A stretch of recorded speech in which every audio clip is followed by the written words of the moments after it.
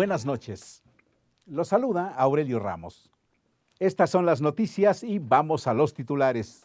Científicos protestan de nuevo por recortes ante Palacio Nacional. México reclamará a Estados Unidos la fortuna del Chapo, advierte el presidente de la República. Incendio provocado deja en Japón 33 muertos y cerca de 40 heridos. El viaje a la Luna detonó innovaciones aún vigentes en diversos ámbitos. Estos son los detalles de la información.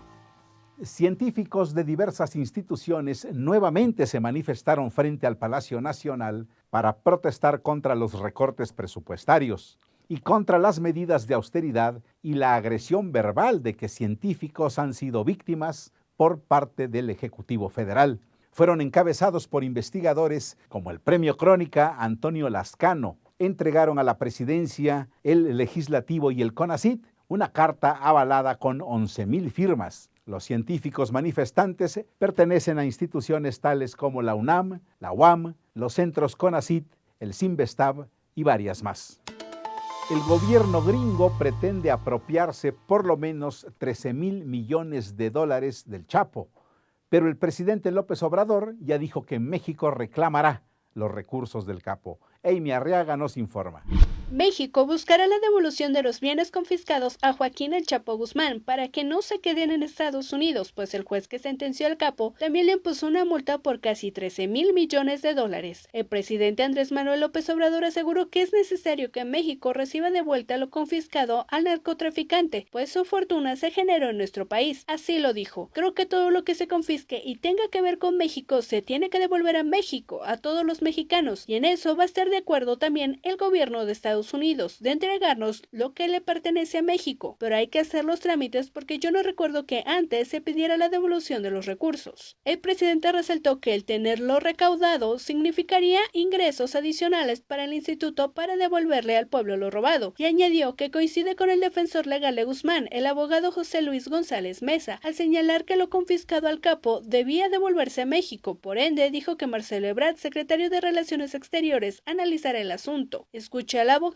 del Chapo y dijo una cosa interesante, que la confiscación de los bienes, en todo caso, esos recursos, esos bienes le corresponden a México legalmente y se va a revisar el asunto. Estoy de acuerdo con lo que dijo el abogado de Guzmán Loera, lo vamos a revisar. El mandatario refirió que en la política neoliberal nunca se reclamaba el dinero decomisado en otros países, por ello ordenó una investigación sobre el destino de la totalidad de recursos decomisados hace 12 años a Shen Li Yagón, el empresario de origen chino acusado de importar químicos para metanfetaminas. Ricardo Rodríguez, titular del Instituto para devolverle al pueblo lo robado, detalló la subasta de 148 piezas de lujo, entre joyas y otros accesorios, que se realizará el 28 de julio. En ella se pretende recaudar 30 millones de pesos. López Obrador adelantó que seguirán las subastas de inmuebles y bienes recaudados y agregó que entregará dinero en efectivo, donde incluyó dólares decomisados que se hallan en juzgados y la Fiscalía General para beneficiar a pueblos marginados. El presidente entregó a las comunidades de Guerrero, Mitlaltónoc y Cochoapa el Grande 21.1 millones de pesos a cada una, lo cual fue producto de subastas anteriores. Para Crónica TV, Amy Arriaga.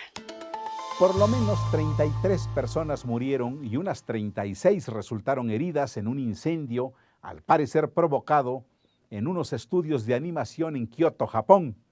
10 de los heridos están graves. Los estudios ocupaban un edificio de 3 pisos, el cual fue consumido por las llamas. Un empleado de la empresa es sospechoso. Fue detenido con un líquido inflamable entre las manos, al parecer gasolina.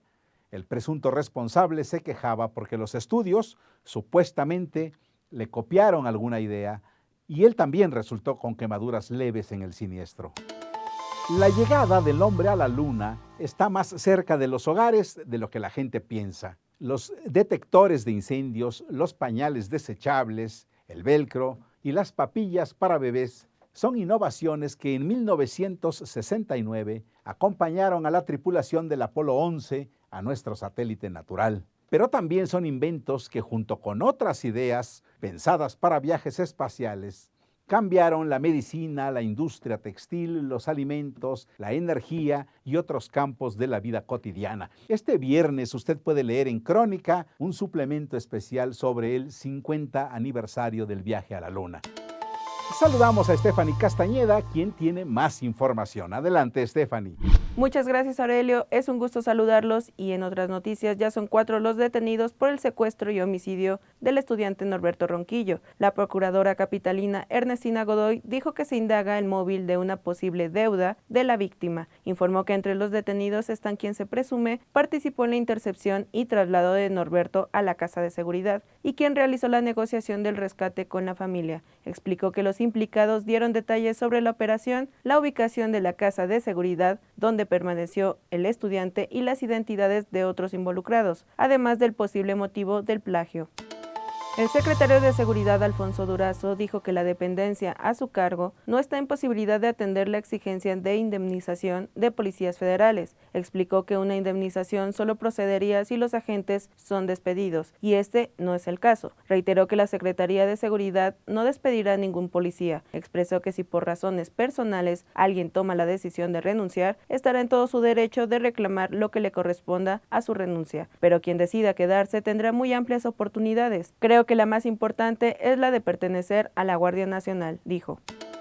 La empresa Grupo Fármacos Especializados, que fue la principal proveedora de medicamentos del gobierno de Enrique Peña Nieto, fue inhabilitada por 2 años por la Secretaría de la Función Pública. La sanción fue aplicada debido a que la firma proporcionó información falsa en una licitación de 2017. Declaró, bajo protesta de decir verdad, que la totalidad de bienes ofrecidos de un medicamento serían fabricados en México, cuando en realidad una de las marcas era extranjera. Además de la inhabilitación, le fue aplicada una multa de casi 1 millón de pesos. Exactamente 905,880 pesos. En Sonora, manifestantes exigieron retirar concesiones a la minera Grupo México por el derrame de sustancias tóxicas en el Mar de Cortés. 22 accidentes medioambientales en los últimos 22 años. Ese es el récord de la minera Grupo México, situada en el estado mexicano de Sonora, y a quien decenas de manifestantes le piden de respuesta a lo ocurrido y le sean canceladas todas sus concesiones. El derrame de más de 3,000 litros de ácido sulfúrico al Mar de Cortés el pasado 10 de julio ha sido el accidente más reciente. Es por ello que manifestantes y activistas se plantaron el miércoles frente a las oficinas del Grupo México en la ciudad mexicana de Hermosillo para exigirle respuestas. La exigencia de los sonorenses es respeto a nuestro pueblo. La exigencia no es solo a Grupo México, la exigencia es a las autoridades, a las cuales deben de fincarle responsabilidades por haber sido omisas, irresponsables y corruptas,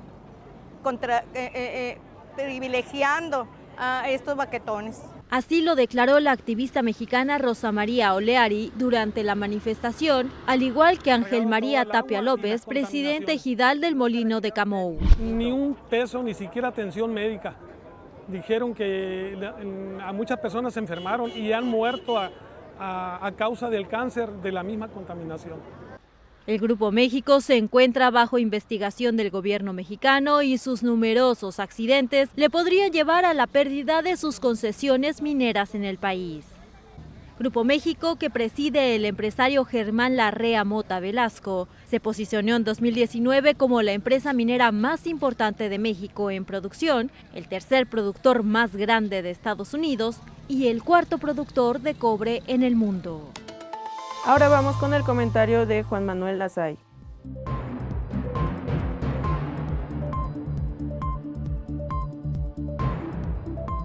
Amigos de Crónica Televisión, Morena es un partido a medio hacer. Su suerte y su futuro están atados de manera casi exclusiva a Andrés Manuel López Obrador, a su aceptación y apoyo por parte de un sector mayoritario de la ciudadanía. Sin López Obrador en la competencia, Morena es un ave de paso. El presidente es el elemento aglutinador de fuerzas y personajes que de otra manera andarían cada uno por su lado, alejados del fogón del poder. No es extraño, por lo tanto, que Morena carezca de disciplina partidista. Jacob Polemski, su dirigente nacional, no tiene ascendencia sólida sobre la militancia. Nada de eso. Le hacen caso porque se supone que tiene la línea de López Obrador, que el tabasqueño le habla al oído. Esto a veces es bueno y en otras ocasiones no tanto. Ahí está, por ejemplo, el caso de Baja California. si la dirigencia de Morena se mueve según las órdenes de López Obrador, estamos en serios aprietos. Hablo del país, pues quiere decir que Morena ensaya en aquella plaza fronteriza un modelo para que la estancia del tabasqueño en Palacio Nacional rebase el 2024. Si la dirigente se fue por la libre, no solo sin consultar, sino en contra de la voluntad de López Obrador, a estas alturas ya tendría que haber renunciado. Y como Jacob anda por ahí tan campante, quiere decir que tiene la conciencia tranquila, pues siguió la línea del centro. En Morena hay gente que no le debe su carrera política a López Obrador y que por lo tanto puede expresarse con mucha claridad en contra de estas jugadas. Ahí está, por ejemplo, Porfirio Muñoz Ledo, quien pidió la desaparición de poderes en la entidad como única salida a este despropósito constitucional. La verdad es que la jugarreta no pasará a la aduana de la Suprema Corte. Hasta aquí mi comentario. Soy Juan Manuel Azay y nos escuchamos pronto el próximo jueves en este espacio. Y el humor en el cartón de Falcón. La economía va mal, pero el presidente analiza escribir un libro sobre economía. Y esta es la foto del día. El presidente conmemoró con una ceremonia en el patio del Palacio Nacional el 147 aniversario luctuoso de Benito Juárez. Eso es todo por mi parte. Muchísimas gracias. Gracias, Stephanie. Continuamos. Un magistrado peruano sostiene que hay corrupción judicial en toda América Latina. Al regreso del corte le hablaremos de este tema. La verdad es que no solo en América Latina, ni únicamente en la rama judicial, sino en todo el mundo y en todos los ámbitos de la vida. Escuche esto. Un magistrado peruano alerta sobre la corrupción judicial en toda la América Latina. El magistrado José Antonio Neira Flores, uno de los miembros de la Corte Suprema de Justicia de Perú, reconoció en una entrevista con EFE en la ciudad brasileña de Sao Paulo que toda la región de Latinoamérica y Centroamérica tiene problemas de corrupción en el Poder Judicial. Bueno, hay algunos problemas que ha tenido el Poder Judicial. Obviamente en toda Latinoamérica y Centroamérica hay problemas en el Poder Judicial. Si usted entra en Internet, seguramente va a encontrar usted eso. El tema está que nosotros, los fiscales y jueces que hay hoy día en el Perú están haciendo su trabajo en toda clase de casos, en la medida de las posibilidades que hay. El magistrado se abstuvo de hacer comentarios sobre los trabajos de la rama peruana de la Operación Anticorrupción Lava Jato, que se originó en Brasil en 2014 y destapó corruptelas que terminaron salpicando a políticos en más de una docena de países, entre ellos Perú. Según el juez, los hechos investigados en el marco de esta operación se encuentran aún en una fase incipiente. Para empezar, los jueces no somos políticos. No, lo que tendría que decirle es que lo que los fiscales y los jueces hacen en el Perú es ceñido estrictamente a lo que dice la Constitución Política del Estado, los códigos penales y procesales penales. Para extinguir estos y otros casos de corrupción de la carrera judicial en Perú, Neira defendió la reforma de la judicatura en marcha en su país y que pasa por la creación de una Junta Nacional de Justicia. En el Congo comenzó el combate al ébola ya como una emergencia internacional. La República Democrática del Congo afronta un nuevo asalto en su lucha contra el ébola. La Organización Mundial de la Salud declaró el miércoles como emergencia internacional el brote que desde el pasado agosto ha acabado con la vida de 1.698 personas. La decisión de declarar una emergencia internacional se produce tan solo 2 días después de que el Ministerio de Sanidad congoleño confirmase su primer caso de ébola en la ciudad de Goma, capital de la provincia de Kivu del Norte, con más de 1 millón de habitantes y localizada a escasos kilómetros de la vecina Ruanda. Por ello, el director general de la OMS, Tedros Adhanom Ghebreyesus, aseguró que es hora de que el mundo tome nota y de redoblar los esfuerzos, y remarcó la necesidad de trabajar juntos en solidaridad con la República Democrática del Congo para poner fin a este brote. El jefe de la OMS advirtió así que a menos que la comunidad internacional se ponga en marcha y financie la respuesta ahora, pagaremos las consecuencias de este brote durante mucho tiempo. Por su parte, el Ministerio de Sanidad congoleño exigió una mayor transparencia y responsabilidad a los actores humanitarios sobre el empleo de los fondos recibidos, así como una mayor cooperación a sus propios ciudadanos.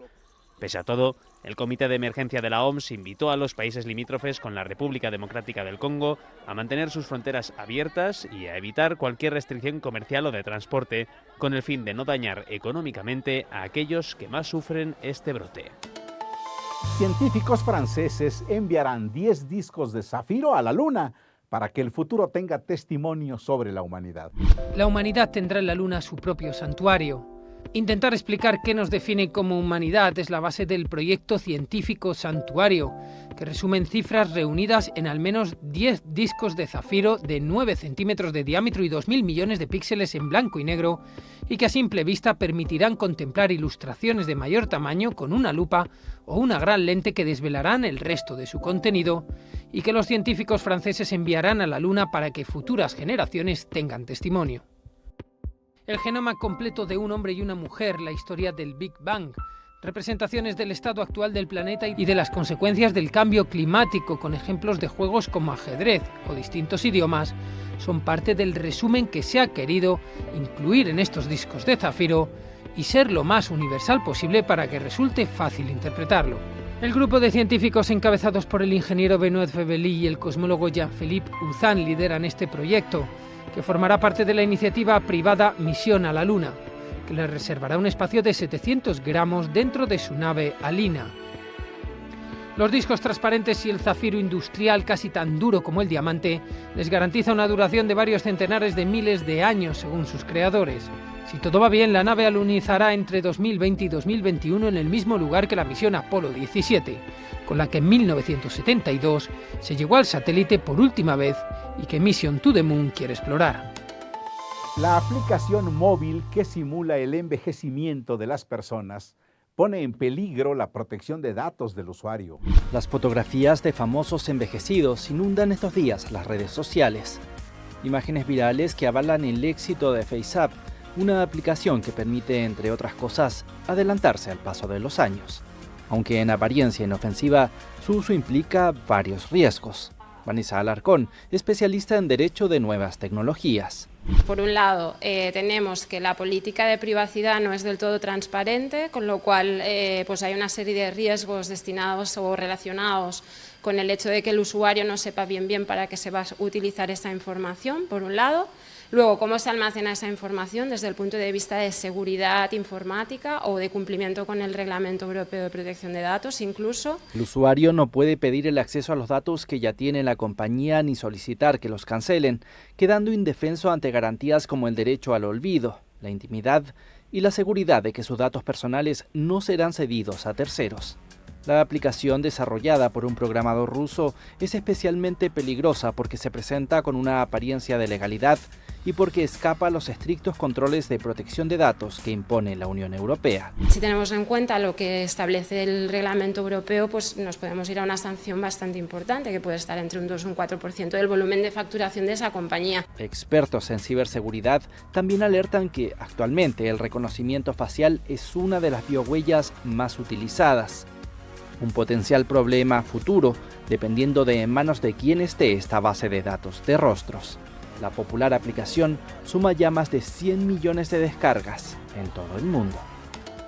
Japón pone a prueba el sitio donde el surf hará su debut como disciplina olímpica en 2020. Con las mismas condiciones en que tendrá lugar la competición oficial, Tokio 2020 ultima la puesta a punto del surf para su debut como disciplina olímpica, un evento de prueba que comenzó este jueves en la playa de Surigasaki del país nipón. Ichinomiya, una tranquila localidad costera de olas persistentes, situada a unos 80 kilómetros al oeste de Tokio, es el escenario elegido para este nuevo deporte olímpico y que acoge hasta este domingo un ensayo general donde los organizadores y la Asociación Internacional de Surf, ISA, afinan los preparativos. Una veintena de surfistas nipones de categoría masculina y femenina participaron en el evento, en condiciones idénticas a donde se podrá ver dentro de aproximadamente un año a los mejores especialistas del mundo de shortboard, tabla corta. La organización testó así el formato de competición, los dispositivos de seguridad y de atención médica, tanto para atletas como para público, y la logística para el evento, que incluye la construcción de instalaciones temporales como gradas y cabinas de observación para el jurado. Esta se desarrollará dentro de unas fechas flexibles, entre el 26 de julio y el el 2 de agosto de 2020 y podrá posponerse en función de las condiciones meteorológicas y oceánicas. Al margen de las condiciones del mar, otro de los factores que más preocupa a la organización son las elevadas temperaturas que suelen darse en pleno verano en Japón. El surf es uno de los 5 nuevos deportes incluidos en el programa olímpico para los Juegos Olímpicos de Tokio 2020, que se disputará entre el 24 de julio y el 9 de agosto de ese año. Llegamos al final. Gracias. Síganos en nuestras redes sociales y en nuestra página www.cronica.com.mx. Un saludo y nuestro agradecimiento a quienes nos escriben a nuestras distintas plataformas. Hasta mañana a las 21:30. Soy Aurelio Ramos.